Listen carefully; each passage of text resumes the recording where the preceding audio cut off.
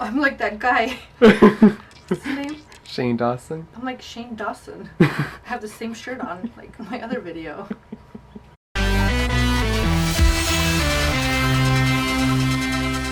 In today's video, Denisa and I show you how to create Lilith from the Don't Kiss and Tell music video. This is part 2 of week 1 because both Denisa and I have been very sick. We fell a little bit behind schedule, but we're back on track. A quick update, week 2, 3, and 4 winners will be chosen on Instagram, Facebook, and Twitter. If you need more information on how to properly submit for a chance to win, watch the video giveaway month, link is in the description. Lilith's hair is simple and can be achieved on any doll with the mid part. Simply bring some hair forward, heat set it, and cut it. For more detailed tutorial on how to achieve this look, refer to the link in the description. The first thing I did was paint the doll's face to this skin tone. The original head was green. I used acrylic paint that I bought at Hobby Lobby. I then sprayed it with Mr. Super Clear and Denisa rooted the head. I used Derwent watercolor pencils to sketch the details of the face. I honestly only used a black and brown pencil. It's also much less expensive to buy the colors separately at an art supply store like Blix than to buy the $24 box of pencils and only use 2 of them. I used paint for the white of the eyes and iris. I also don't draw pupils on my character's eyes anymore because I like how it looks. My art is very minimalist. I only draw absolutely necessary details. However, I know I'm not the popular opinion on this, and many of you prefer very detailed eyes, and that's just not me. These are some examples of how I like to draw. Once I finished sketching, I grabbed my black pencil and traced what I want to keep. Any brown I don't want, I erase using a regular pink eraser, but I wet it first. Once I'm done, I add 3 layers of Mr. Super Clear, waiting 5 minutes in between layers. I let it dry overnight and work on the costume in the meantime. If you'd like to make the costume in the video, the pattern I created is available on my website for free. The direct link is in the description.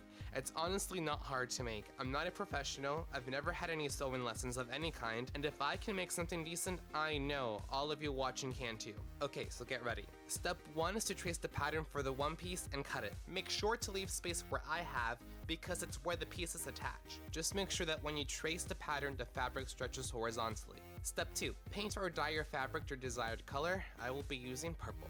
Step 3, while the other pieces dry, use a white pencil to trace the dress pattern onto the lace or a translucent piece of fabric. Step 4, attach the back pieces together but only up till the doll's lower back. We'll be adding about 4 centimeters of Velcro at the top. Step 5, sew the front piece of the dress to the back piece you just assembled. Make sure that when you sew it, it's sewn inside out. Now that the one piece is dry, you can sew the sides together. Again, make sure it's sewn inside out. Step 7, sew the back side of the one piece as demonstrated on screen. Make sure you leave 4 centimeters at the top for Velcro. Step 8, sew the crotch area as demonstrated on screen.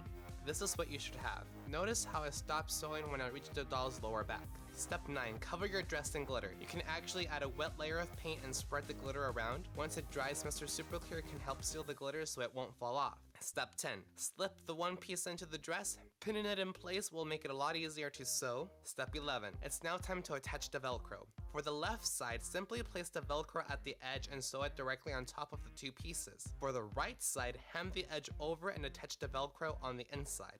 This is what it should look like.